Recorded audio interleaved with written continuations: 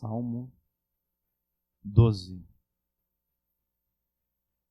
O certo seria nós pregarmos hoje no Salmo 37. Na semana passada foi o 36. Hoje deveria ser o 37, mas eu percebi que eu não conseguiria preparar um sermão digno do Salmo 37, um sermão que fizesse justiça ao Salmo 37. Então eu pensei, em vez de pregar um sermão meia boca, eu vou pregar um sermão que eu considero que está em bom estado, que é o sermão do Salmo 12. Então hoje nós vamos fugir da agenda e vamos pegar no Salmo 12. Na semana que vem, sendo a vontade de Deus, pregaremos o Salmo 37. Então, Salmo 12, nós vamos ler a partir do versículo 1. Salva-nos, Senhor, porque faltam os homens bons, porque são poucos os fiéis entre os filhos dos homens. Cada um fala com falsidade ao seu próximo, falam com lábios lisonjeiros e coração dobrado. O Senhor cortará todos os lábios lisonjeiros e a língua que fala soberbamente, pois dizem: com a nossa língua prevaleceremos, são nossos os lábios. Quem é Senhor sobre nós? Pela opressão dos pobres, pelo gemido dos necessitados, me levantarei agora, diz o Senhor. Porei a salvo aqueles para quem eles assopram. As palavras do Senhor são palavras puras, como prata refinada em fornalha de barro, purificada 7 vezes. Tu os guardarás, Senhor, dessa geração os preservarás para sempre. Os ímpios andam por toda parte, quando os mais vis dos filhos dos homens são exaltados. Amém. Até aqui a palavra de Deus. Quem fala o que quer, acaba ouvindo aquilo que não quer. Esse ditado popular nos ensina que quando nós usamos as nossas palavras de forma errada, quando nós usamos as nossas palavras para fazer o mal a outros, nós abrimos a possibilidade para que essas pessoas, ou até mesmo outras, façam o mesmo conosco. Se de forma gratuita nós ofendemos alguém, é provável que nós também seremos ofendidos. Se nós falarmos o mal acerca de uma pessoa, provavelmente vão falar o mal acerca de nós. E nós não estamos aqui defendendo esse comportamento vingativo, né? Nós estamos apenas mostrando como as pessoas reagem quando elas se sentem ofendidas e prejudicadas com aquilo que nós falamos ou para elas ou acerca delas. Se a gente ofende alguém, o natural é que essa pessoa devolva a ofensa. Se a gente fala o mal acerca de alguém, o natural é que aquela pessoa fale o mal acerca de nós. Quem fala o que quer, ouve o que não quer. Nós não somos diferentes. Nós que somos crentes, que somos cristãos, ofendidos, prejudicados, nós queremos vingança. Nós sentimos o desejo da vingança. Nós sentimos o desejo de devolver na mesma moeda, de fazer o mesmo, ou às vezes até pior, devolver aquilo que foi feito, o mal que foi feito. Nós queremos pagar na mesma moeda. A mesma falsidade que nos ofendeu e prejudicou, nós queremos usar para ofender e prejudicar a outros. Mas se nós fizermos isso, se nós nos vingarmos, nós estamos nos tornando semelhantes às pessoas que nos fizeram mal, correto? Se a gente devolve na mesma moeda, nós estamos nos rebaixando ao mesmo nível daqueles que nos fizeram o mal, daqueles que nos ofenderam, daqueles que nos prejudicaram. pagarmos na mesma moeda, nós seremos tão maus e tão ímpios quanto aqueles que nos ofenderam e prejudicaram. E então, quando Deus se levantar para trazer salvação e juízo, nós, que nos vingamos a nós mesmos, nós receberemos o mesmo juízo que Deus trará sobre os maus e sobre os ímpios. Porque Deus não faz acepção de pessoas, Deus não faz uma justiça pela metade. Quando nós falamos acerca dos salmos imprecatórios, acerca de como os crentes têm a obrigação de orar a Deus para que Deus julgue aqueles que querem destruí-los, né? Imagine o exemplo mais claro, né? No ano passado se dizia, não, se o Lula ganhar, ele vai mandar fechar a igreja. Digamos que nessa madrugada o Lula baixe um decreto que fecha as igrejas, que prenda os pastores e fecha as igrejas. A igreja perseguida tem o dever de oferecer a Deus orações imprecatórias, pedindo que Deus julgue os seus inimigos, que Deus julgue aqueles que a estão perseguindo, que Deus destrua aqueles que a estão perseguindo. E quando nós pregávamos isso, em pregações passadas, nós afirmamos que quando Deus vem em juízo, em resposta a essas orações imprecatórias, Deus vem para julgar todo mundo. Quando Deus vem para julgar, Ele vem para julgar todo mundo. Ele não vem para julgar apenas aquele grupo ali e esse outro grupo aqui Ele não vem para julgar. Não, quando Ele vem para julgar, Ele vem para julgar todo mundo.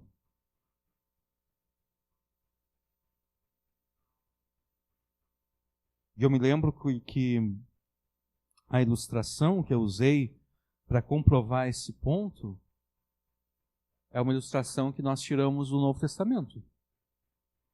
No sermão profético de Jesus, Jesus fala acerca da destruição de Jerusalém, que aconteceu no ano 70 da nossa era, quando os romanos vieram e destruíram a cidade, destruíram o templo. De fato, como Jesus falou, eles não deixaram pedra sobre pedra. E isso aconteceu porque eles rejeitaram Jesus. E o juízo veio 40 anos depois.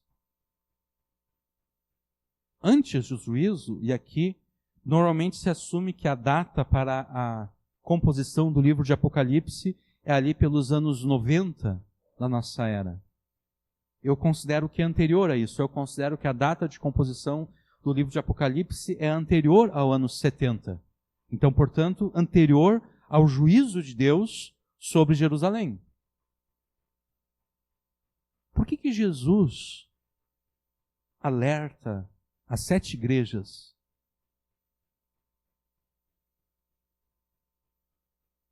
do Apocalipse? Por que Jesus diz, olha, eu estou vendo aqui, vocês têm essas coisas boas aqui, mas tem aquelas outras coisas que vocês estão errados. Acerta isso. Por que Jesus fala isso? Exatamente porque no ano 70, Jesus viria em juízo contra Jerusalém. E quando Jesus vem em juízo, ele não vem em juízo para julgar apenas alguns. Quando ele vem em juízo no ano 70, ele não veio apenas para julgar Jerusalém e Israel por terem rejeitado ele. Não, ele vem para julgar todo mundo. Ele alerta as igrejas de Apocalipse. Ele diz, olha, daqui a pouco eu estou vindo, hein? Ele diz, inclusive, para a igreja de Éfeso, se vocês não se arrependerem, se vocês não voltarem ao primeiro amor, eu vou chegar aí até vocês, eu vou voltar aí para vocês e eu vou tirar de vocês o candelabro.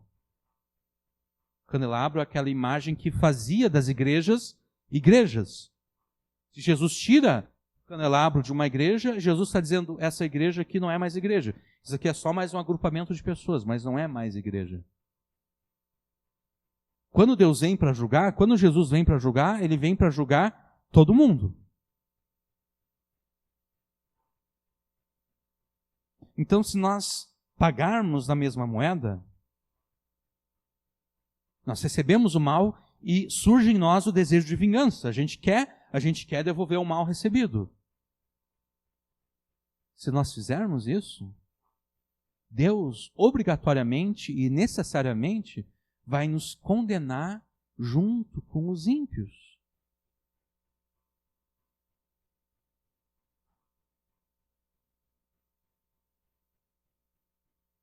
E às vezes a gente pensa apenas o juízo de Jesus em termos do juízo final.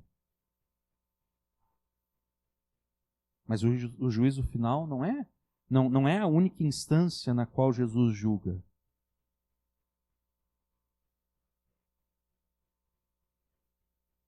De tempos em tempos, Deus julga, Deus emite sentenças.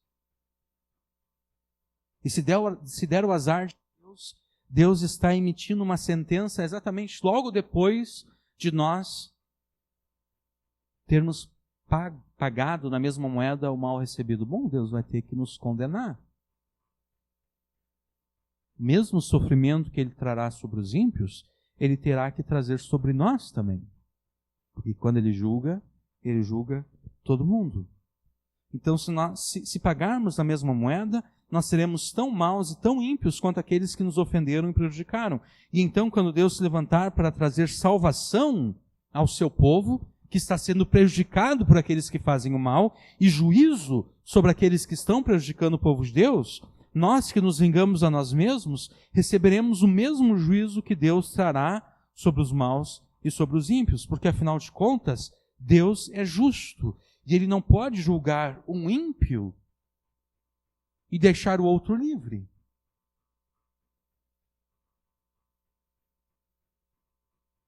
Como você evitará, então, o juízo de Deus? Você evitará o juízo de Deus evitando a todo custo falar com a mesma falsidade dos maus.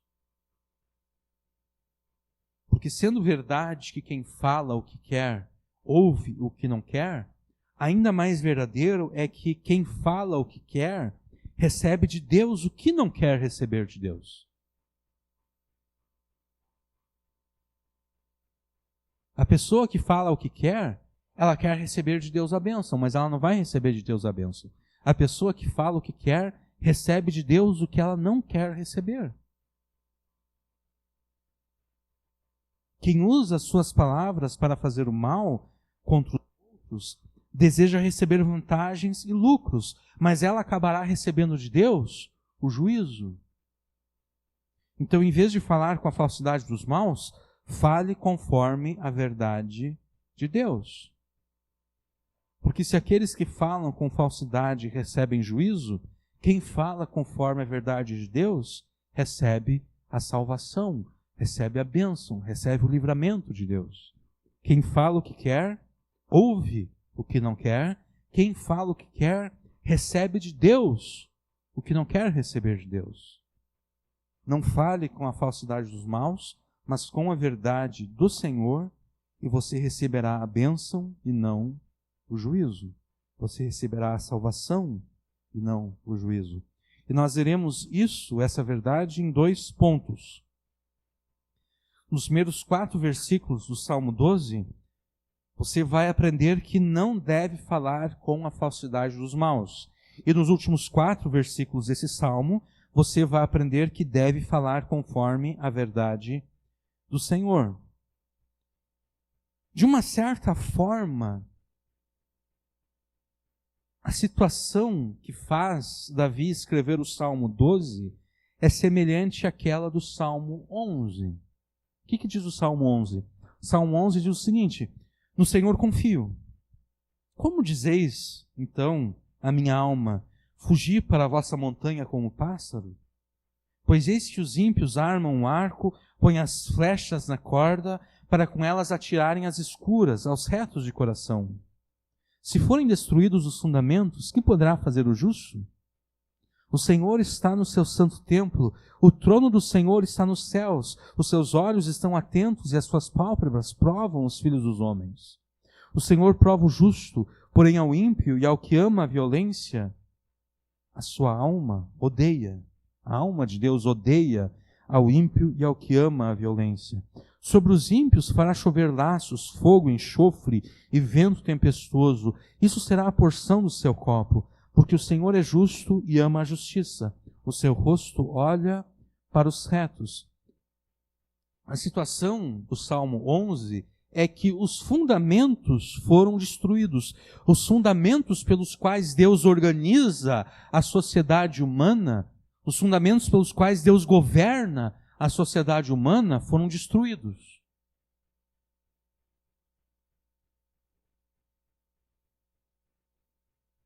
Tudo aquilo que Deus usa para organizar a sociedade humana, tudo aquilo que Deus usa para governar a sociedade humana, no Salmo 11 foi destruído. E Davi pergunta, então, bom, se forem destruídos os fundamentos, o que é que pode fazer o justo? A quem o justo vai recorrer? Quando não há ninguém a quem se possa recorrer.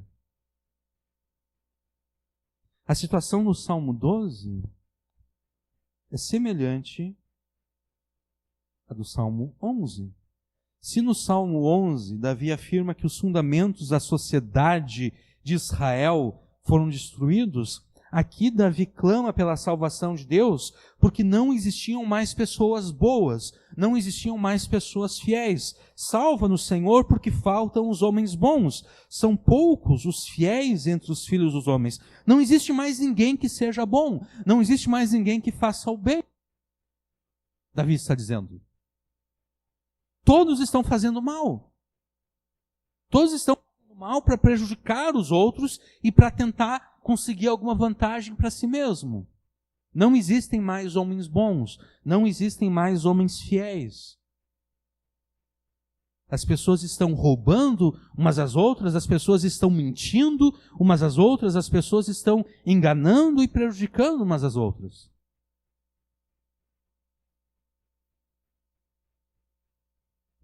Davi clama pela salvação de Deus porque não existiam mais pessoas boas e fiéis. Boa é a pessoa cuja vida é uma vida de obediência à lei de Deus. Essa é a pessoa boa.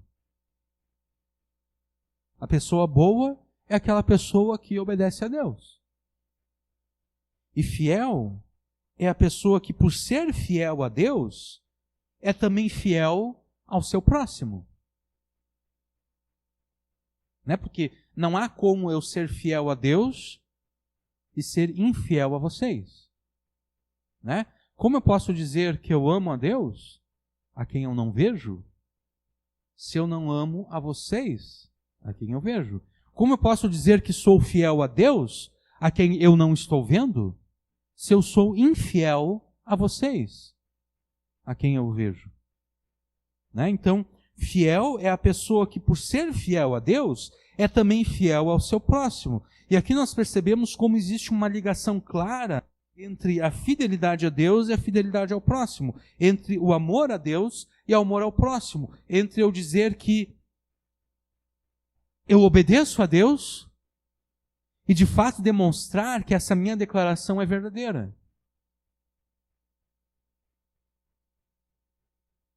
Pelo meu relacionamento com vocês. A prova de que nós somos fiéis a Deus, a prova de que nós amamos a Deus é a nossa fidelidade ao próximo, é o nosso amor ao próximo. E é por causa dessa correlação que Davi tinha certeza de que não havia mais pessoas boas e fiéis, porque todos falavam com falsidade uns aos outros. Versículo 2. Cada um fala com falsidade ao seu próximo. Falam com lábios lisonjeiros e coração dobrado. Davi percebeu que todas as pessoas não falavam mais a verdade. Todas as pessoas, elas falavam com falsidade. Elas falavam com engano, com mentira. Elas diziam que gostavam de ti, que te respeitavam, mas por trás elas faziam o mal. Elas diziam, eu te amo, eu te respeito, mas por trás elas faziam o mal. Falsidade. O versículo continua mostrando em que sentido aquelas pessoas falavam com falsidade. Os lábios delas eram lisonjeiros. O que é lisonja? Lisonja é a bajulação. A pessoa fica te bajulando, a pessoa fica te lambendo. Né? Ela fica, tu é um cara legal mesmo. Ela fica te elogiando. Ela fica te bajulando. O coração delas era um coração dobrado. Ou seja, não era um coração sincero. Não era um coração íntegro.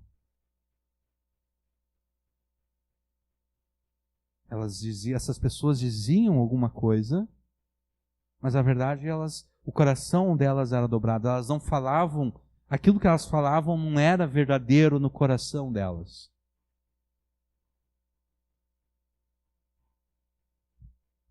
Falar com o coração dobrado aponta para a falta de integridade, para a falta de sinceridade. Essas pessoas, elas se aproximariam de você, elas elogiariam você. Elas bajulariam você, mas não porque elas realmente pensassem que você era tudo aquilo que elas estavam dizendo, não. O objetivo delas era, ao te elogiar, apelar à tua vaidade. Todos nós somos pegos pela vaidade, né? Quando alguém fala alguma coisa boa de nós, a vaidade em nós cresce. E o que acontece é que a gente se desarma diante daquela pessoa. A gente pensa, fulano de tal gosta de mim, fulano de tal me considera. Então a gente se desarma. A gente jamais vai pensar que aquela pessoa que gosta de nós, que fala tantas coisas boas acerca de nós, a gente nunca vai pensar que aquela pessoa vai fazer o mal.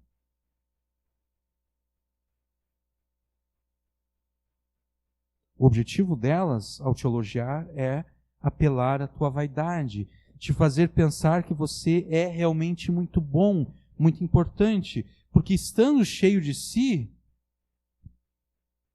ou melhor, para que você, estando cheio de si, você baixasse as suas defesas e fosse mais facilmente atacado, enganado e destruído por elas. Provavelmente você já teve que lidar com pessoas assim.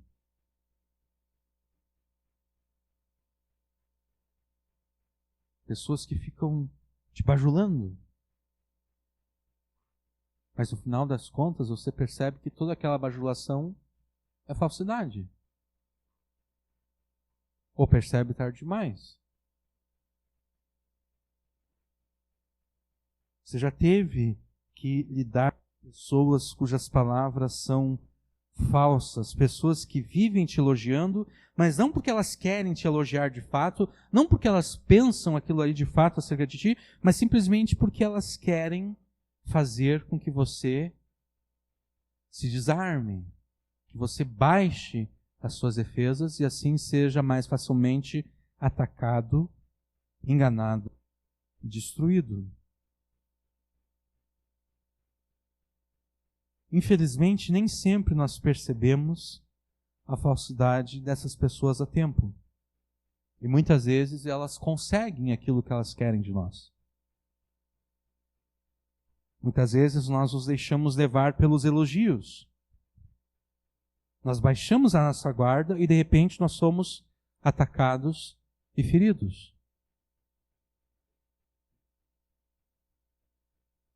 É por isso que a palavra de Deus, inclusive, ordena que nós não nos deixemos levar pelo louvor das pessoas.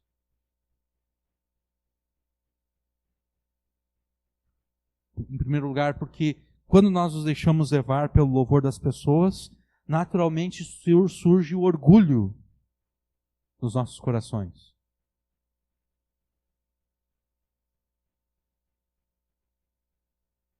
E quando surge o orgulho, logo depois vem a queda.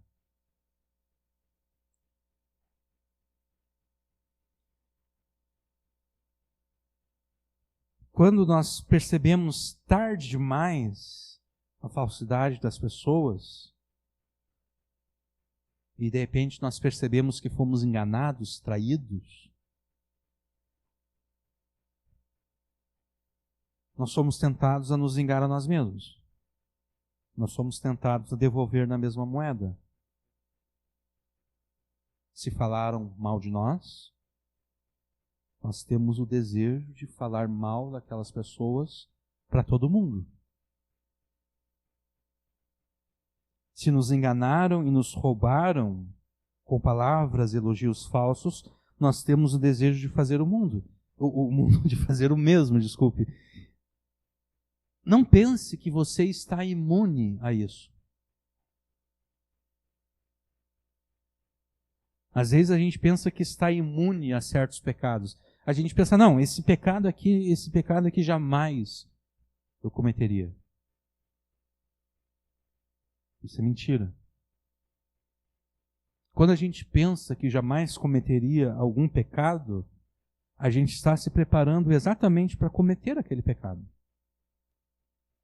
Porque quando eu assumo que esse pecado aqui jamais eu vou cometer, eu não me preparo para enfrentar a tentação daquele pecado.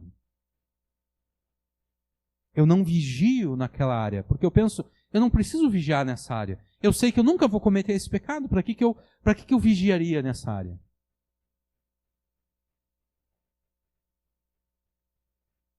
Então jamais pense que você está imune a algum pecado. Jamais pense que você está acima de qualquer tentação. A palavra de Deus afirma que as tentações não são acima das nossas forças. Para aqueles que são filhos de Deus, para aqueles que são crentes, a tentação nunca é mais forte do que nós somos. Mas a palavra de Deus jamais afirma que a tentação é insignificante. Uma coisa é a tentação não ser mais forte do que nós. Outra coisa é a tentação ser insignificante. A tentação nunca é insignificante. Se nós pensarmos que a tentação é insignificante, a gente está se preparando para cair. Eu posso dar uma ilustração. Digamos que eu vou fazer uma viagem longa de carro. E o correto, antes de fazer uma viagem longa, é fazer uma revisão no carro, né? Ver se está tudo em dia. Não é esperar dar algum problema no carro, não. Vamos fazer uma revisão, vamos ver se não tem alguma coisinha ali que de repente, ao rodar 50 quilômetros, vai dar problema. Né? Não. Vamos fazer uma revisão geral do carro para nos assegurarmos de que eu vou conseguir percorrer esses 500 quilômetros sem nenhum problema. Se eu assumo que não vai dar nenhum problema no carro, eu não vou fazer revisão nenhuma. Né? Eu penso, para que eu vou gastar dinheiro com um mecânico para fazer uma revisão no carro? Não vai dar nenhum problema. É exatamente isso que acontece com relação à tentação. Se eu penso que eu estou acima de algum tipo de pecado, se eu estou acima de algum tipo de tentação, eu estou me preparando para cair naquela tentação, para cometer aquele pecado. Então, não pense que você está imune à tentação de querer vingar-se a si mesmo, porque você não está imune. Talvez você ainda não tenha enfrentado alguma situação, dificilmente você não enfrentou, né? Provavelmente só aqueles que são bem mais jovens ainda não enfrentaram alguma situação em que surgiu o desejo de vingança, mas a partir do momento que a pessoa começa a ter uma certa idade, ela vai enfrentar situações em que ela vai querer se vingar. Ela vai receber o mal e ela vai querer fazer o mal também. Ela vai querer devolver o mal da mesma forma como ela recebeu. Nós nos deliciamos com a vingança. A vingança é algo agradável. Porque a gente consegue ver a pessoa sofrendo da mesma forma como nós sofremos. Isso é agradável a nós. Nós, pensando agora com relação a esses pecados que nós cometemos com as palavras, né, que é o foco do Salmo 12, nós nos deliciamos em falar o mal daqueles que nos prejudicaram.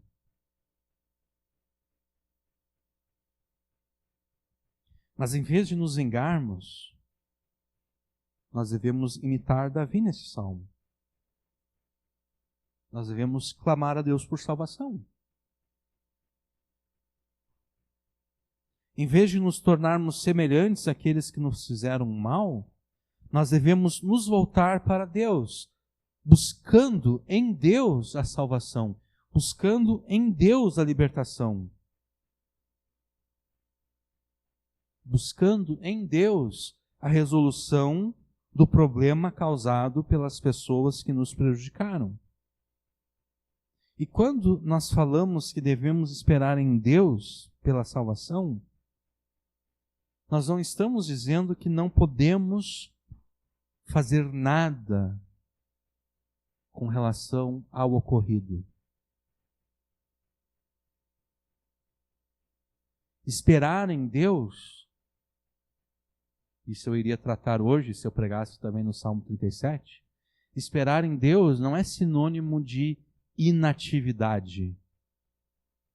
Esperar em Deus não é sinônimo de passividade. Esperar em Deus não é ficar parado sem fazer nada.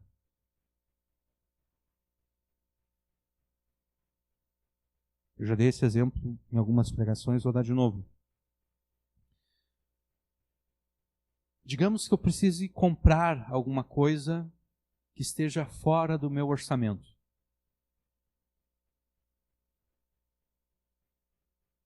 Alguma coisa muito cara. E não é uma coisa assim, um luxo que eu quero, não. É uma necessidade realmente. Eu preciso daquilo. Só que eu não tenho condições. Então eu oro a Deus para que Deus me ajude. E eu vou esperar em Deus. Mas como eu espero em Deus nesse caso? Bom, eu espero em Deus fazendo aquilo que eu posso fazer para atingir o objetivo que eu estou pedindo a Deus. Se eu estou pedindo que Deus me dê condições financeiras para que eu compre alguma coisa, o que eu vou fazer? Eu vou economizar. Eu não vou orar a Deus pedindo, Senhor, eu peço que o Senhor me dê condições de comprar isso. O Senhor sabe que isso aqui é muito caro e o Senhor sabe que eu não tenho condições de comprar isso. E daí eu termino de orar e começo continuo desperdiçando o meu dinheiro. Não. Isso não é esperar em Deus. Esperar em Deus é orar para que Deus me dê condições financeiras de comprar aquilo que eu preciso comprar e então economizar. Mesmo que seja pouquinho, eu só posso economizar um pouquinho no mês. Não importa se é uma quantidade insignificante o que eu posso economizar, eu vou economizar aquela quantidade insignificante. Por quê? Porque eu estou mostrando a Deus que eu estou sendo fiel no pouco.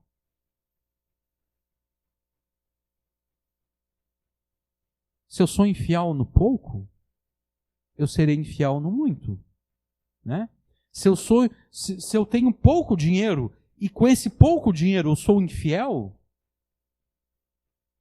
Deus não vai me dar todo o dinheiro que eu preciso, porque eu vou ser infiel no muito também. Ainda que Deus me desse, se eu desperdiço o pouco que eu tenho, ainda que Deus me desse o muito, eu desperdiçaria aquele muito também. Aquele que é infiel no pouco, é infiel no muito. Aquele que é fiel no pouco, é fiel no muito. Ou ainda outro exemplo que eu também já dei algumas semanas atrás. Eu estou com um problema no casamento. Então eu oro para que Deus resolva o problema. Né? Eu, como marido, vou orar a Deus para que Deus possa resolver as coisas, para que o relacionamento possa ser restaurado, para que os problemas que estão ocorrendo possam ser resolvidos. Agora, não adianta de nada eu, como marido, fazer essa oração e continuar sendo um péssimo marido. Né? Esperar em Deus, nesse contexto, não é orar para que Deus resolva todos os problemas do meu casamento, todos os problemas da minha família, e daí eu vou continuar fazendo as mesmas burradas que eu continuo fazendo como marido e como pai, eu estou esperando em Deus. Mas enquanto eu estou esperando em Deus, eu continuo sendo um péssimo marido, ou no caso de uma mulher, eu continuo sendo uma péssima mulher.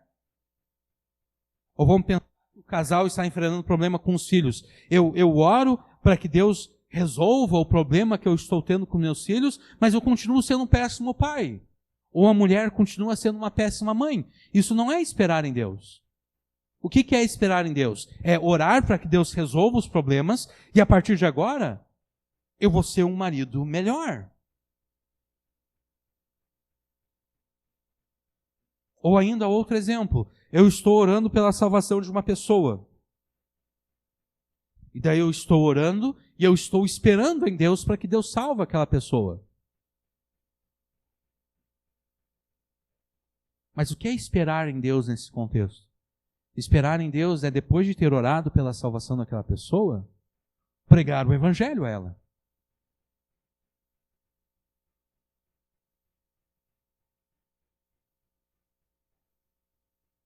Porque a fé é pelo ouvir a palavra de Deus. Mas como ouvirão se não há quem pregue?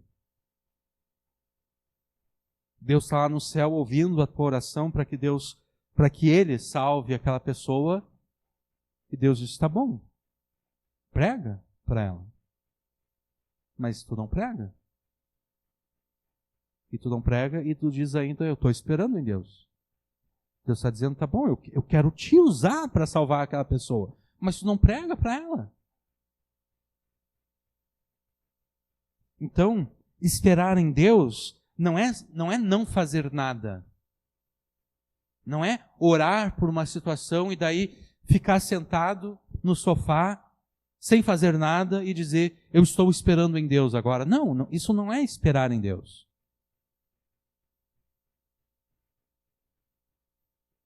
Esperar em Deus é, nesse contexto aqui do Salmo 12, de não se vingar, é orar a Deus para que Deus faça justiça, para que Deus resolva a situação, é eu não me vingar daquela pessoa, mas ao mesmo tempo eu tomar os passos necessários para que o problema seja resolvido.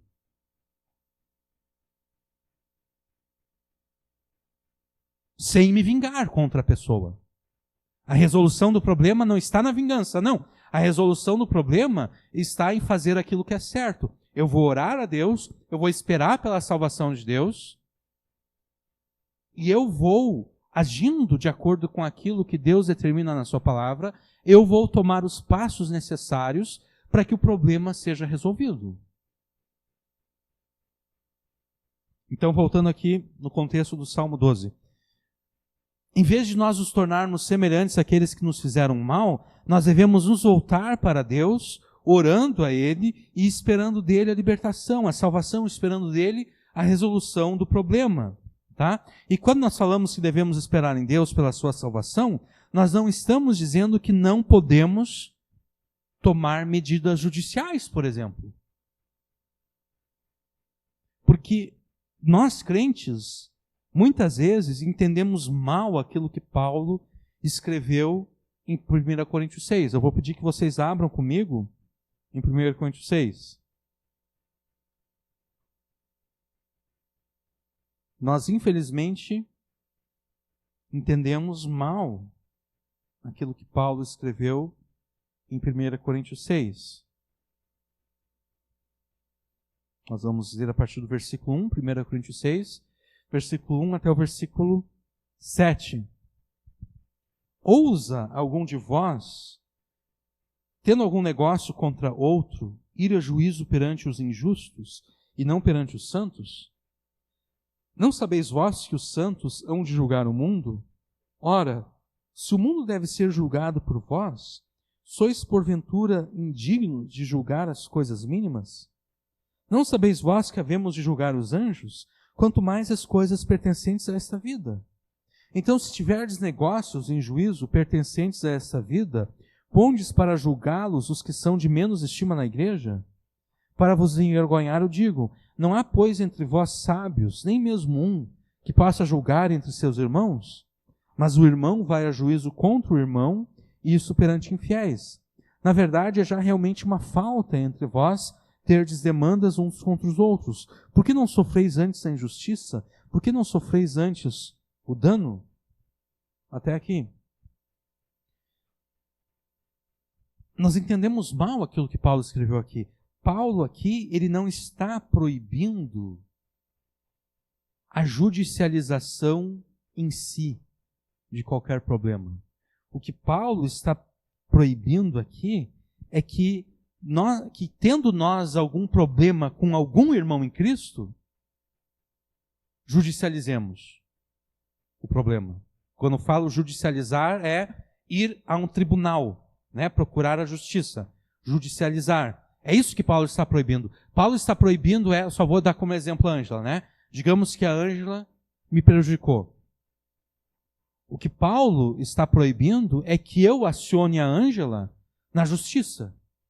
É isso que Paulo está proibindo. Paulo está dizendo o seguinte, olha, quando o problema é entre irmãos em Cristo, quando o problema ocorreu dentro da igreja, dentro da comunidade dos santos, o problema deve ser resolvido pelos santos, pelos crentes. E Paulo, inclusive, ele diz o seguinte, olha, nós, os crentes, os santos, a igreja, nós julgaremos o mundo. E mais do que julgar o mundo, nós vamos julgar os anjos. Se nós vamos julgar os anjos, quer dizer que temos a capacidade de julgar entre nós mesmos, havendo algum problema. Esse é o argumento de Paulo aqui. O argumento de Paulo é o seguinte, se houver alguma questão interna envolvendo apenas os crentes, que a igreja julgue entre um e outro, conforme a lei de Deus. Porque os crentes haverão de julgar não apenas o mundo, mas os próprios anjos. É como se Paulo estivesse dizendo que ao julgar as questões que são internas, mesmo a si mesma, a igreja e os crentes estão treinando e se preparando para o grande dia em que julgarão o mundo e os anjos. Mas Paulo aqui, ele não está proibindo a judicialização de questões quanto a pessoas que estão fora da igreja. Digamos que algum incrédulo tenha me prejudicado. Digamos que algum incrédulo tenha roubado de mim. Tenha me enganado e tenha roubado de mim. Não há nada de errado em eu acionar a justiça contra aquele incrédulo.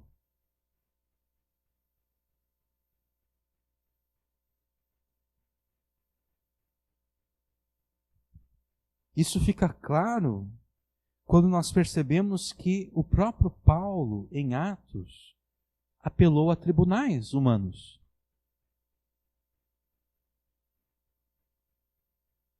Quando Paulo foi preso pelos judeus, e os judeus queriam julgá-lo conforme a lei judaica, Paulo disse, olha, eu não cometi nenhuma falta contra a lei dos judeus. Então não faz sentido eu ser julgado pelos judeus. Se eu cometi algum crime, se eu cometi alguma falta, foi contra César. Então eu apelo para César, eu quero ser julgado por César. Eu quero ser julgado por um tribunal romano, não por um tribunal judaico. Também quando ele foi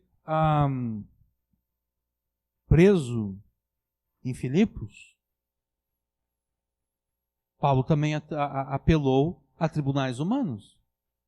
Ele disse, olha, eu sou romano.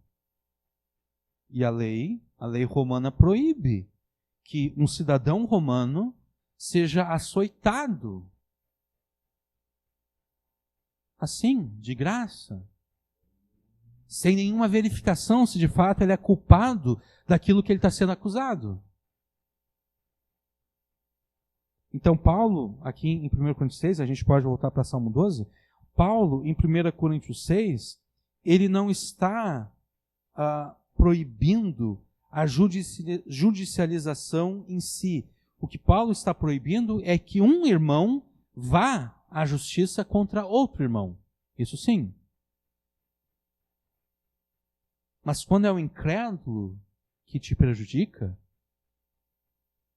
você tem todo o direito de procurar os tribunais humanos. E quando, há mais de um ano atrás, quando nós pregamos no Salmo 11, nós observamos que os tribunais humanos fazem parte dos fundamentos pelos quais Deus organiza e governa as sociedades humanas, né? Paulo, em Romanos 13, por exemplo, fala que os magistrados, eles foram ordenados por Deus exatamente para condenar os maus e proteger os bons. Então, os tribunais humanos fazem parte dos fundamentos pelos quais Deus organiza e governa as sociedades humanas, o que significa que nós devemos fazer uso dos tribunais quando eles se fazem necessários. Judicializar uma questão não significa falta de confiança em Deus.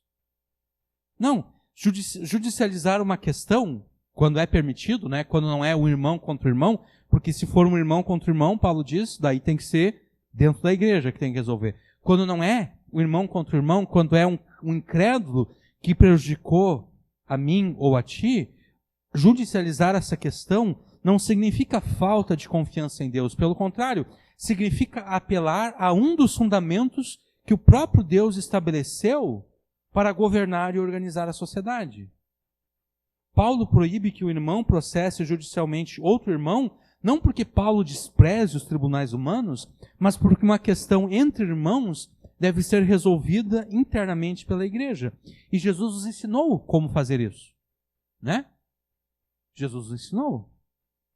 Se você foi prejudicado por um irmão que usou palavras falsas, que usou de elogios hipócritas para te enganar e para te fazer o mal, o que você deve fazer? Você deve ir até esse irmão e repreendê-lo e confrontá-lo com o seu pecado.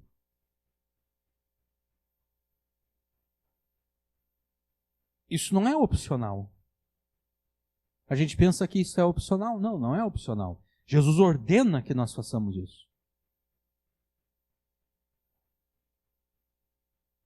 Se alguém pecou contra mim, Jesus ordena que eu vá a essa pessoa e confronte ela com o pecado dela. Confronte o irmão com o pecado dele. Se um irmão pecou contra ti, Jesus não te dá a opção de ir ou não ir até o irmão para confrontá-lo. Não, Jesus te ordena que você vá até o irmão e confronte ele com o seu pecado. Por que Jesus ordena? Por que não é uma opção? Por que é uma ordem? Por que é um mandamento?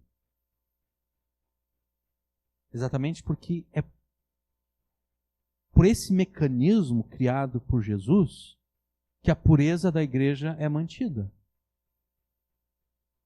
É por esse mecanismo judicial que Jesus incluiu dentro da igreja que Jesus garante que o seu povo, de fato, vai obedecer à lei de Deus. Que Jesus garante que outros não serão influenciados por aquele que está desobedecendo à lei de Deus.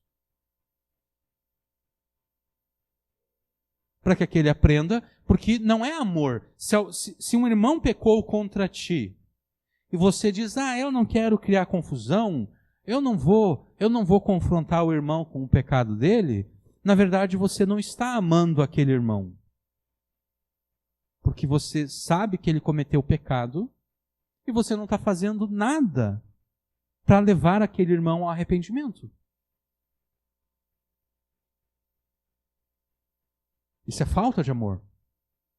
Você está vendo o irmão que o irmão pecou e você diz: deixa ele pecar, eu não quero me incomodar com isso.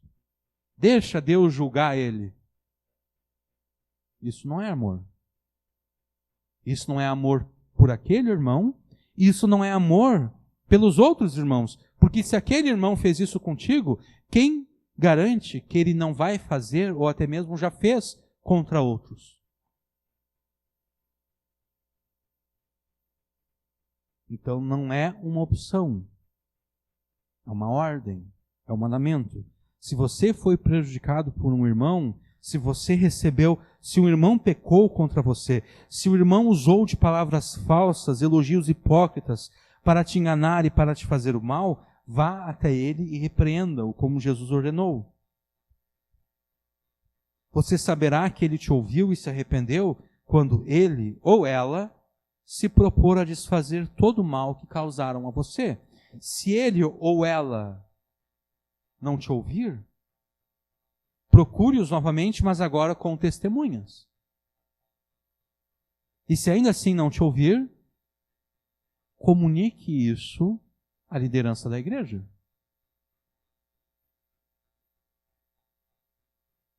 Para que a liderança da igreja tome conhecimento e resolva a situação. Para que a questão seja julgada de acordo com a lei de Deus. Mas se quem te prejudicou foi um incrédulo, e você acha que deve judicializar a questão, judicialize a questão.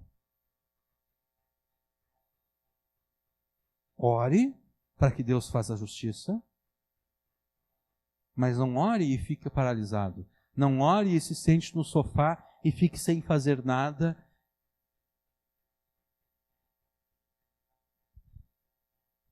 Se algum incrédulo te prejudicou, você meramente ora, Deus vai dizer: peraí, tu não conhece Romanos 13? Não leu lá em Romanos 13 que eu estabeleci os magistrados para que eles façam justiça? O método preferido de Deus de fazer justiça, sabe qual é? É através de Romanos 13. Deus não gosta quando Ele mesmo, de forma direta, tem que intervir. Deus não gosta quando Ele mesmo, de forma direta, deve enviar um juízo contra o incrédulo que te fez o mal. Sabe por que Deus não gosta? Porque isso, quando Deus se obriga a fazer isso, é porque aquilo que Deus estabeleceu não está funcionando como deve funcionar. Deus estabeleceu os magistrados. Toda a autoridade que existe provém de Deus, é derivada da autoridade de Deus. Deus estabeleceu as autoridades, Deus estabeleceu os magistrados nas nações para que eles façam justiça. E é assim que Deus faz justiça, através dos magistrados. Quando Deus se obriga a, de forma direta, castigar os maus, é porque aquilo que Deus estabeleceu não está funcionando.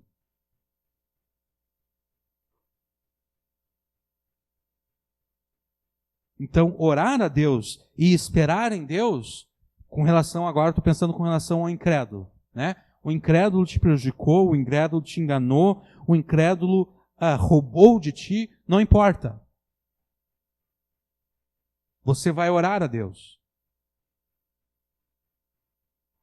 Você vai esperar em Deus. E esperar em Deus, muitas vezes significa judicializar a questão. Porque você vai estar apelando àquilo que o próprio Deus estabeleceu. Romanos 13, Deus estabeleceu os magistrados para fazer justiça. Você ora a Deus e você apela à instância que Deus estabeleceu para fazer justiça.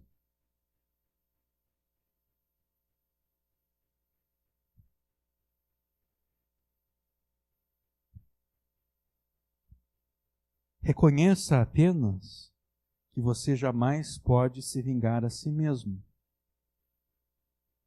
Você jamais pode fazer justiça com as próprias mãos.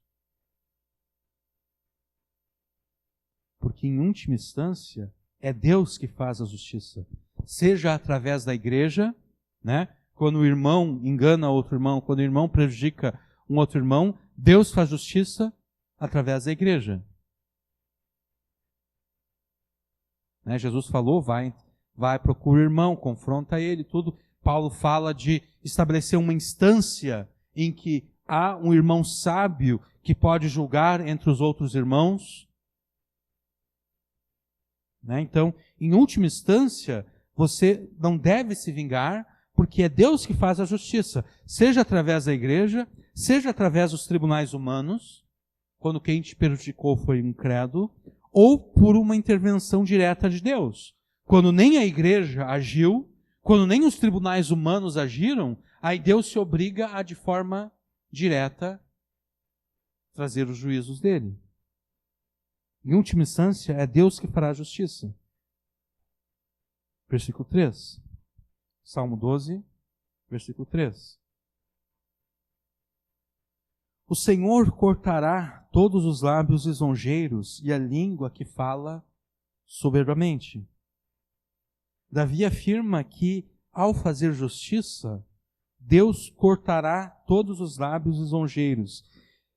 Deus cortará todos os lábios que fazem elogios enganosos apenas para enganar as pessoas e obter lucro ou vantagem por meio do engano. Essa declaração de Davi aqui no versículo 3 é feita com base no caráter de Deus, no caráter santo e justo de Deus, que não pode permitir que as pessoas falem com falsidade para obter lucro. E na sua santidade e justiça, Deus cortará essas pessoas.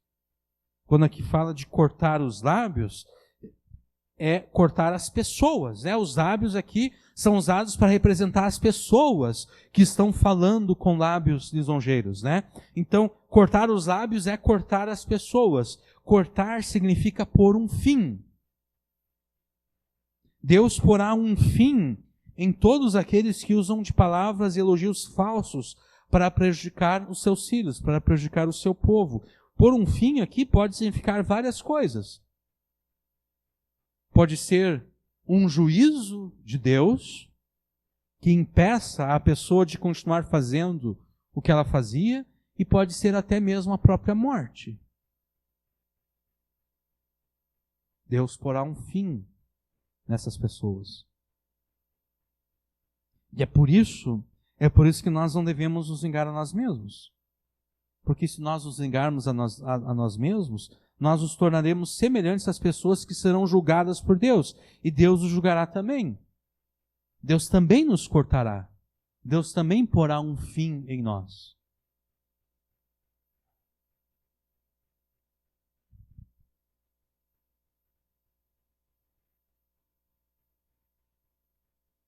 O versículo 3 acrescenta que as pessoas que fazem uso de palavras, elogios falsos, elas são também arrogantes, soberbas, são pessoas orgulhosas. E a arrogância e a soberba dessas pessoas são tais que elas não reconhecem a justiça e a santidade de Deus. Elas não conhecem o direito e a prerrogativa que Deus tem de ser Senhor sobre o modo como nós usamos as nossas palavras. Versículo 4. Pois dizem, com a nossa língua prevaleceremos, são nossos os lábios. Quem é Senhor sobre nós? Essas pessoas dizem, nenhum mal virá sobre nós.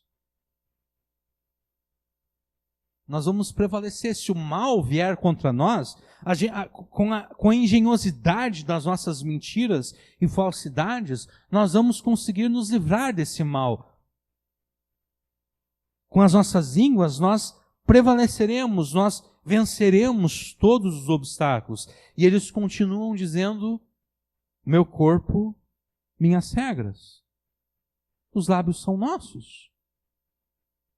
Eu determino o modo como eu vou usar os meus lábios. Eu determino o modo como eu vou usar as minhas palavras. Os lábios são meus, a boca é minha, eu falo o que eu quero. Quem é Senhor sobre mim? Quem é que pode dizer que aquilo que eu estou falando é errado? Quem pode me julgar por aquilo que eu falo? Quem pode me condenar pela forma como eu uso as minhas palavras? Quem é Senhor sobre nós?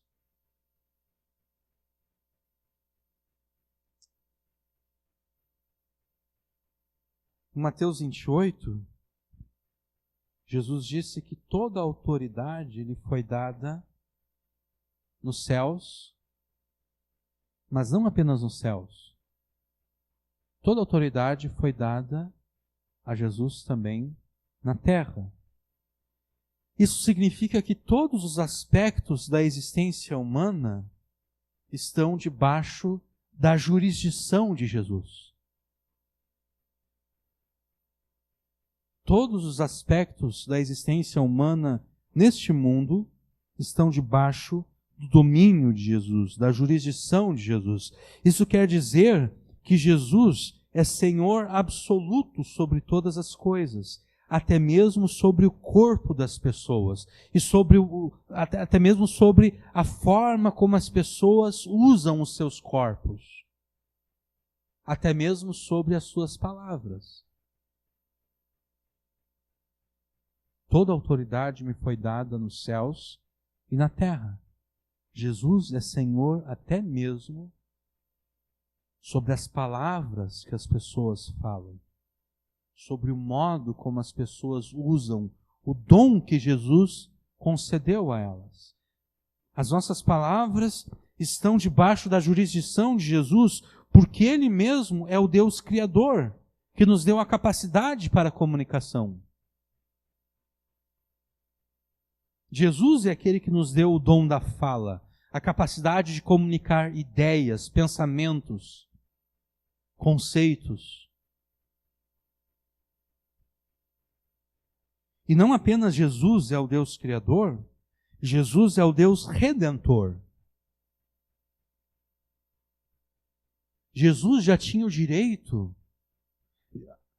As palavras, as pessoas já estavam debaixo da jurisdição de Jesus por ser Ele o Deus Criador, mas por ser Ele também o Deus Redentor, ainda mais as palavras das pessoas estão debaixo da jurisdição dEle.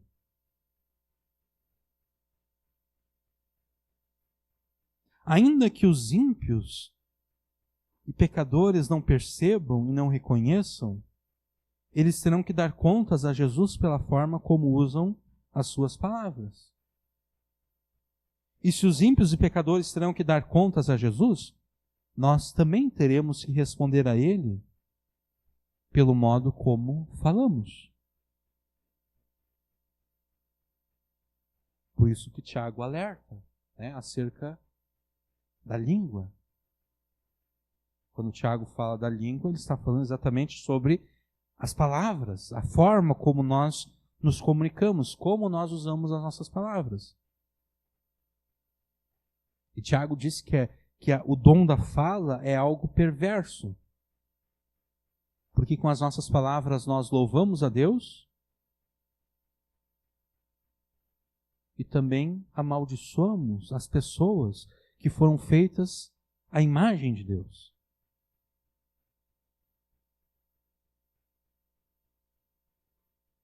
Se os ímpios e pecadores terão que dar contas a Jesus, pela forma como eles falam, pelo modo como eles usam as suas palavras, nós também teremos que responder a Ele. E é por isso que não devemos nos tornar semelhantes a eles. Não devemos nos enganar a nós mesmos, devolvendo na mesma moeda o mal recebido. Devemos orar a Deus, pedindo que Deus faça a justiça. Devemos esperar pela justiça de Deus, da forma como nós explicamos antes. Seja através de um tribunal interno da igreja, seja através dos tribunais humanos, seja através de uma intervenção direta de Deus. Devemos esperar que Deus faça justiça. Mas em hipótese alguma, não devemos falar com a falsidade dos maus. Porque se falarmos com a mesma falsidade dos maus, nós receberemos o juízo de Deus. Não fale com a falsidade dos maus, porque então você receberá o juízo de Deus. E como não existe neutralidade, como não existe meio termo, já que você não falará com a falsidade dos maus, você deve falar conforme a verdade do Senhor. E é isso que nós veremos nos próximos versos, versículo 5. Pela opressão dos pobres, pelos gemidos dos necessitados, me levantarei agora, diz o Senhor, porei a salvo aquele para quem eles assopram. Se no versículo 3 nós temos uma declaração de Davi, feita com base no caráter de Deus, de que Deus julgará aqueles que fazem o mal, no versículo 5 nós temos uma declaração direta de Deus. Ou feita por um sacerdote, ou feita por um profeta. O próprio Deus afirma, pela opressão dos pobres, aqueles que estavam enganando estavam oprimindo os pobres, né? Pela opressão dos pobres, pelos gemidos dos necessitados, me levantarei agora, diz o Senhor, porém a salvo aquele para quem eles assopram, aquele contra quem eles usam as suas bocas, contra quem eles falam.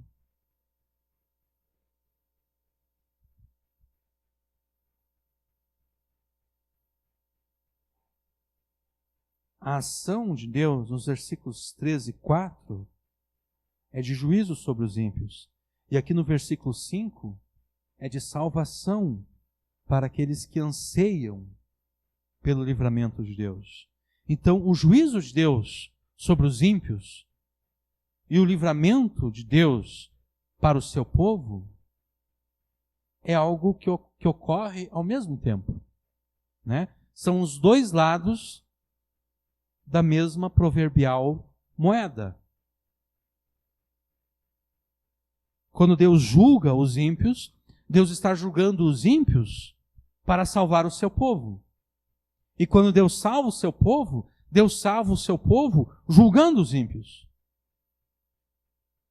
As duas coisas acontecem ao mesmo tempo. Mais ou menos como Deus lá no deserto, quando Israel saiu do Egito. Israel tinha saído do Egito e daí agora eles se viram no meio de uma situação ruim, porque na frente deles havia o Mar Vermelho, do lado esquerdo, do lado direito havia cadeias de montanhas e atrás os egípcios estavam vindo. Eles ficaram encurralados. A nuvem que havia sobre Israel se colocou entre Israel e os egípcios. E diz o texto que aquela nuvem era luz para Israel e trevas para os egípcios. A mesma nuvem, o mesmo Deus, colocando trevas sobre os egípcios e luz sobre Israel. Da mesma forma, assim Deus, quando Deus vem para julgar os ímpios, Deus vem para julgar os ímpios exatamente porque pelo juízo que ele trará sobre os ímpios, ele está salvando o seu povo. E quando Deus vem para salvar o seu povo, Deus salva o seu povo julgando os ímpios. Luz sobre o povo de Deus, trevas sobre os inimigos. Salvação sobre o povo de Deus, juízo sobre os ímpios. É por isso que Deus tem que nos encontrar fazendo o bem e jamais fazendo o mal. Porque se a salvação que ele traz ao seu povo é também uma ação de juízo sobre os ímpios, se Deus nos encontrar fazendo o mal, ele vai ter que trazer o mesmo juízo sobre nós.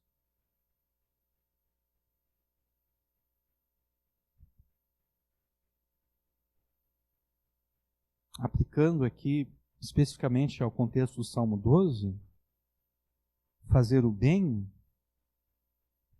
é usar as nossas palavras de acordo com aquilo que a lei de Deus determina. Fazer o bem significa usar as nossas palavras conforme a lei de Deus, porque o juízo de Deus sobre aqueles que usam as suas palavras para fazer o mal é um juízo certo. Ao contrário das palavras dos ímpios, que são palavras falsas, as palavras do Senhor são puras, tão puras quanto a prata depois de ter sido refinada e purificada inúmeras vezes. Versículo 6. As palavras do Senhor são palavras puras, como prata refinada em fornalha de barro, purificada 7 vezes. As palavras dos ímpios são enganosas, mas as palavras do Senhor são palavras verdadeiras. Deus sempre diz aquilo que Ele quer dizer. Os ímpios não, né? Os ímpios falam com falsidade, com hipocrisia. Eles falam uma coisa querendo dizer outra. Deus não. Quando Deus fala alguma coisa, Deus quer dizer exatamente aquilo que Ele está falando. Não existe hipocrisia em Deus, não existe falsidade em Deus, não existe pegadinha na palavra de Deus. Deus não fala uma coisa e nos leva a crer naquilo que Ele falou, e daí depois Ele diz, não, isso aqui é uma brincadeira minha, é uma pegadinha. Não, se Deus fala alguma coisa, Ele falou porque Ele quis falar, e aquilo que Ele falou é verdadeiro e é digno de confiança. As palavras do Senhor são palavras puras, não são palavras enganosas, não são palavras mentirosas, não são palavras falsas. Isso quer dizer que a promessa que Ele fez no verso anterior, de julgar os ímpios e trazer salvação aos oprimidos, o seu povo, é uma promessa verdadeira, é uma promessa que será cumprida no devido tempo. Mas além dessa promessa imediata, nós podemos aplicar este selo de confiabilidade a todas as promessas de Deus que nós encontramos nas Escrituras. Todas as promessas que Deus faz na sua palavra são promessas verdadeiras.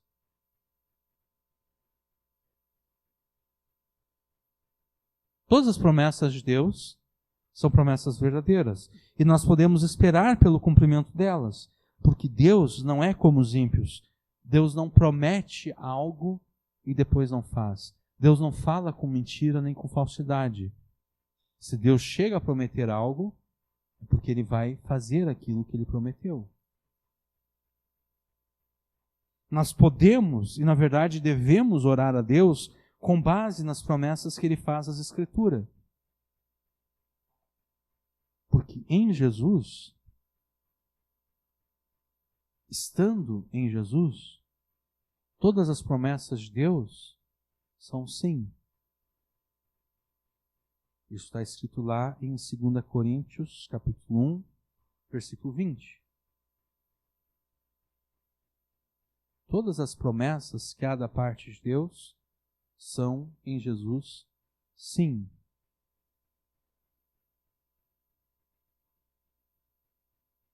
No caso deste salmo, a promessa diz respeito à salvação daqueles que sofrem por causa das palavras mentirosas e enganosas dos ímpios. E Davi leva a sério a promessa de Deus. E Davi crê nessa promessa de Deus. Ele deixa claro isso no versículo 7. Tu os guardarás, Senhor. Desta geração os preservarás para sempre. Aqui é Davi reafirmando a sua confiança em Deus. Deus diz no versículo 5 que ele vai se levantar para pôr a salvo o seu povo, que está sendo destruído pelas palavras dos ímpios. Aí no versículo 6 nós temos uma meditação acerca das palavras de Deus, acerca das promessas de Deus. A palavra do Senhor, as palavras do Senhor são palavras puras, como prata refinada em fornalha de barro, purificada 7 vezes. E agora Davi Davi diz, bom, se a palavra de Deus realmente é pura, ou sendo realmente que a palavra de Deus é pura, e Deus prometeu que Ele vai se levantar para pôr a salvo o seu povo, Davi agora declara no versículo 7, sim, Senhor, Tu os guardarás, Senhor, dessa geração os preservarás para sempre. O Senhor vai preservar os Teus filhos, o Teu povo, dessa geração má que destrói com as suas palavras malignas.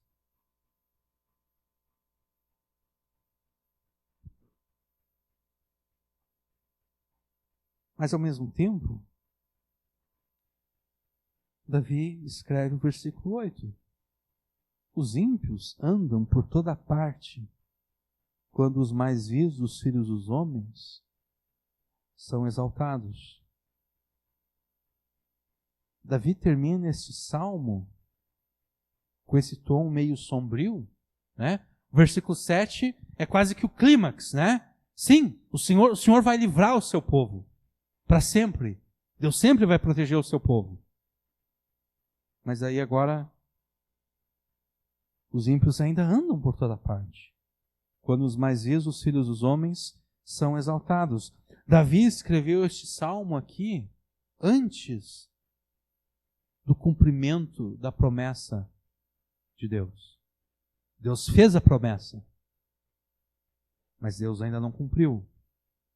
É por isso que Davi termina com esse tom assim meio sombrio no versículo 8. Deus prometeu, mas Ele ainda não fez. Os ímpios ainda estão por toda parte. Deus ainda não cortou os lábios lisonjeiros. Deus ainda não pôs um fim àqueles que estão prejudicando o seu povo. Mas não quer dizer que Deus não fará. Deus fará sim. Tu os guardarás, Senhor. Deus ainda não se levantou para salvar, mas Ele vai se levantar para salvar. Os ímpios ainda estão no nosso meio. Mas vai ter um momento em que eles não mais estarão. Salmo 37, que era o salmo no qual nós pregaríamos essa noite,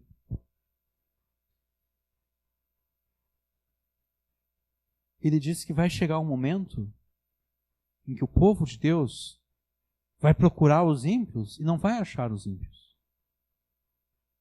O povo de Deus vai olhar para onde o ímpio estava e não mais verá o ímpio. Porque Deus destruirá o ímpio. E os mansos herdarão a terra.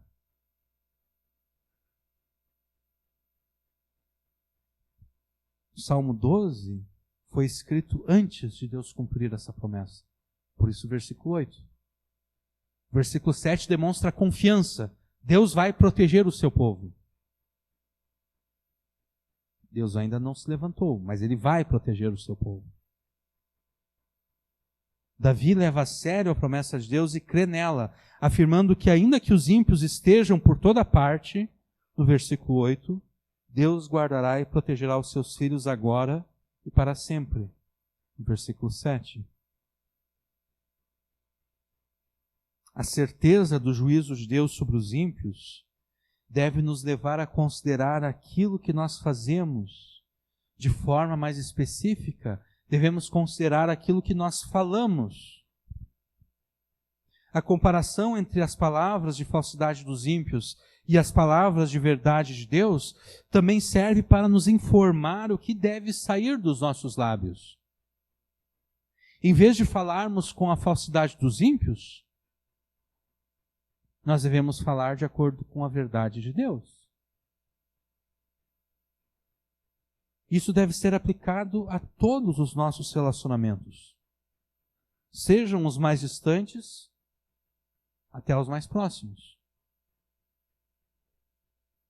As nossas palavras devem gerar vida e bênção, da mesma forma que as palavras de Deus geram vida e bênção.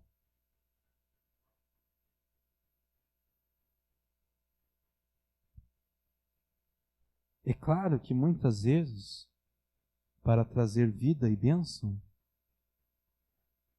é necessário antes trazer tristeza. Aquela tristeza que é segundo Deus, que opera o arrependimento. Aqui entra a pregação do Evangelho aos pecadores.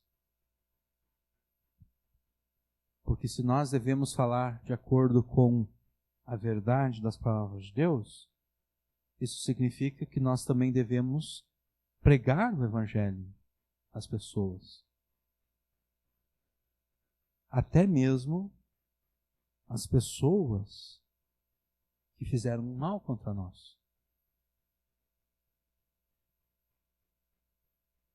Você deve pregar o Evangelho de modo a deixar claro para aqueles que te ouvem que Jesus tem autoridade sobre todos os aspectos da vida daquela pessoa que te ouve.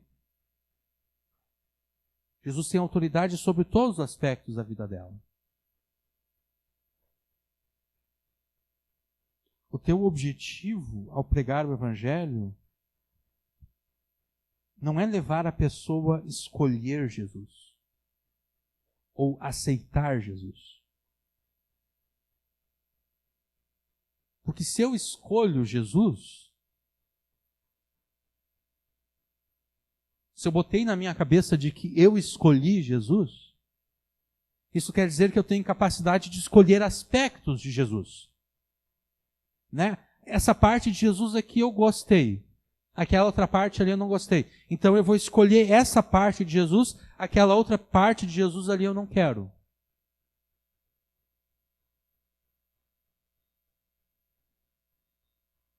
Ou ainda aceitar Jesus. Essa parte de Jesus eu aceito, aquela outra eu não aceito. Ao pregar o Evangelho, o teu objetivo não é fazer as pessoas escolherem Jesus, não é fazer as pessoas aceitarem Jesus.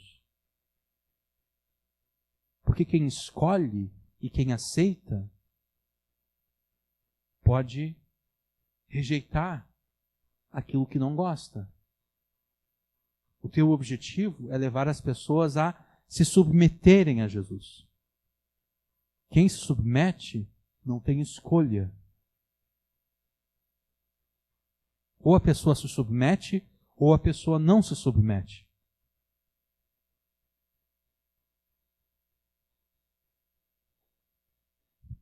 Jesus não é objeto da escolha das pessoas.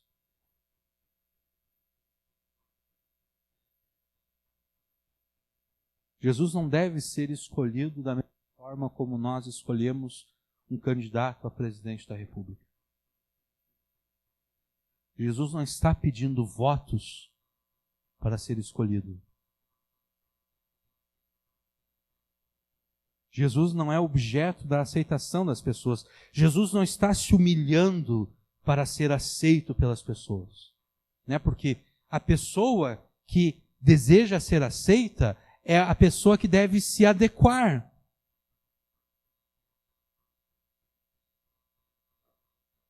Né? Se eu vou aceitar alguém, eu só vou aceitar a pessoa que se adequa aos meus próprios conceitos.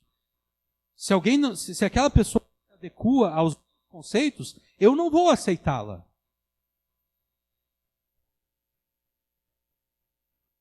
Jesus não se amolda aos conceitos das pessoas para ser aceito por elas.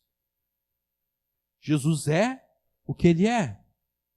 Jesus é o eu sou, né? Eu sou o que sou, disse Deus a Moisés. Jesus é o eu sou encarnado. Jesus é o que ele é. Ele não se amolda a ninguém. São as pessoas que devem se amoldar a ele. É por isso que a tua pregação não é para levar as pessoas a escolherem Jesus, não é para levar as pessoas a aceitarem Jesus. A tua pregação é para levar as pessoas a se submeterem a Jesus.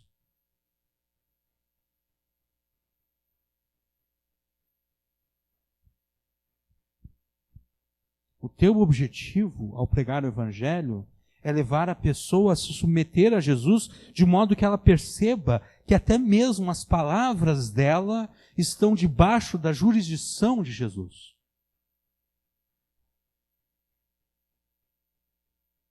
Até mesmo as palavras dela estão debaixo da autoridade de Jesus. Jesus é Senhor sobre os nossos lábios, sobre as nossas bocas, sobre as nossas línguas. Jesus é Senhor sobre as palavras que nós falamos. Que falemos então conforme a verdade das palavras de Deus. E receberemos dele a salvação dos ímpios que nos fazem o mal. Quem fala o que quer, ouve o que não quer. Pior do que isso é que quem fala o que quer, recebe de Deus o que não quer. Recebe de Deus o juízo. Embora os ímpios e pecadores não reconheçam, Jesus é Senhor sobre a forma como todas as pessoas usam as palavras. Jesus é Senhor sobre as palavras de todos. Jesus recebeu toda a autoridade nos céus e na terra, até mesmo sobre as nossas palavras. Que as nossas palavras, então, não sejam iguais às palavras dos ímpios e maus, cheias de falsidade e mentira. Porque se for assim, se as nossas palavras forem iguais às palavras dos ímpios, nós receberemos de Deus aquilo que nós não queremos, o juízo. Que as nossas palavras sejam conforme a pureza e a verdade das palavras de Deus, para que recebamos dele a salvação e o livramento. Não fale com a falsidade dos maus, fale com a verdade do Senhor, e você receberá dele a salvação e não o juízo. Amém.